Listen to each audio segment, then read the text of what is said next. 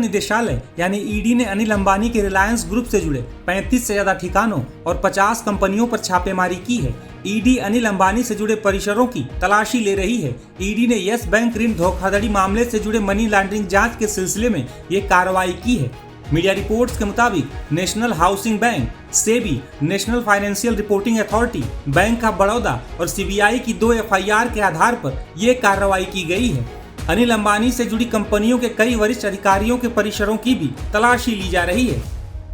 देश के जाने माने उद्योगपति अनिल अंबानी और उनकी कंपनी के लिए मुसीबतें थमने का नाम नहीं ले रही हैं।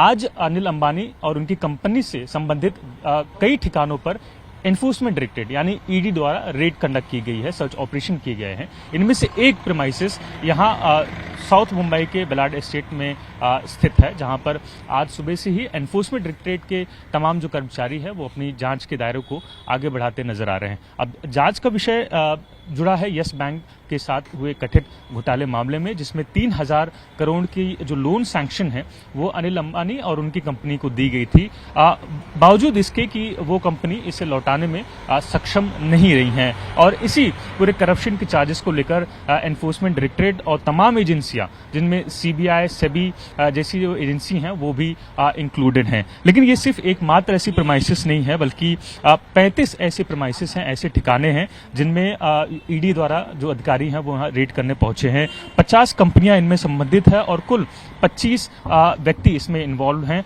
जिनके घर फिलहाल ये रेड की जा रही है। हालांकि जो जानकारी हमें अब तक प्राप्त हुई है कि अनिल अंबानी के महज जो कंपनी जो दफ्तर हैं वहीं पर ये रेड कंडक्ट की गई है, उनके निजी निवास पर फिलहाल किसी प्रकार की रेड कंडक्ट नहीं की गई है। लेकिन सबसे बड़ा जांच का जो एंगल रहा है वो यही रहा है कि 2 सालों में यानी 2017 से 2019 के बीच आखिर ऐसा क्या होता है इस कंपनी में कि उससे एक बैंक 3000 करोड़ की एक मोटी राशि सौंप देती है। और इसी पूरी करप्शन के चार्जेस के एंगल से इस पूरे मामले की जांच की जा रही है। अधिकारी बताते हैं कि ये prevention of money laundering act section 70 के अंतर्गत ये पूरी कार्रवाई की जा रही है। यानी कुछ दिन पहले ही एसबीआई, जो कि स्टेट बैंक ऑफ इंडिया है, उसने अनिल अंबानी उनकी कंपनी को फ्रॉड लिस्ट में कैटेगराइज किया था, उन्हें क्लासिफाइड किया था। और उसके बाद आज जिस तरीके की रेड कंडक्ट की जा रही है तमाम ठिकानों पर, उससे साफ तौर पर निश्चित होता है कि अनिल अंबानी उनकी कंपनी के लिए मुसीबतें हाल फिलहाल में थमने का नाम नहीं लेने वाली हैं।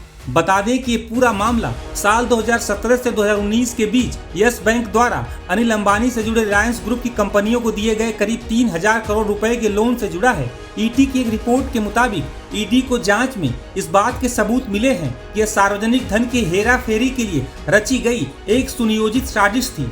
ईडी की शुरुआती जांच में पता चला है कि इन लोन्स को कथित तौर पर फर्जी कंपनियों और ग्रुप की अन्य इकाइयों में डाइवर्ट किया गया था। जांच में यह भी सामने आया है कि यस बैंक के बड़े अधिकारियों को शायद रिश्वत दी गई थी, जिसकी तह तक जाने के लिए ईडी ने आज अनिल अंबानी के रिलायंस ग्रुप से जुड़े 35 से ज्यादा ठिकानों और 50 कंपनियों पर छापेमारी की है।